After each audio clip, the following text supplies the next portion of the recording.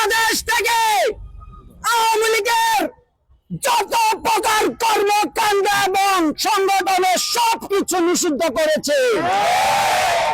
সংগ্রামী সাথী বন্ধুরা, আজকে এই নিষিদ্ধ হওয়াতে এই 17 বছরে পিলখানার 54 জন সেনা কর্মকর্তা শাপলা চত্বরে আলেম ওলামা হত্যা,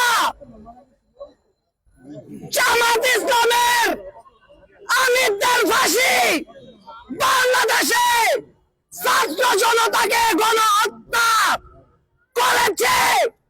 এই আজকে তাদের আত্মা খুশি হবে।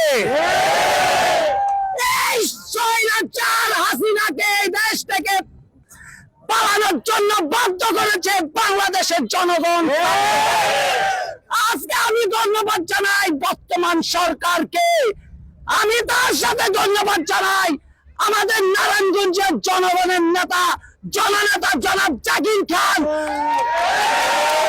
তখন এই খবর শুনেছে তৎনগর সে প্রতিটা নেতা কর্মীকে ফোনের মাধ্যমে বলেছে আওয়ামী লীগ নিষিদ্ধ হয়েছে, তোমরা যেখানে থাকো না কেন অতি শীঘ্রই রাজপথে তোমরা থাকো।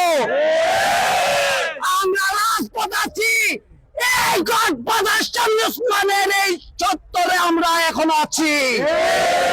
এই শামীম ওসমান কোথায় পালিয়েছে?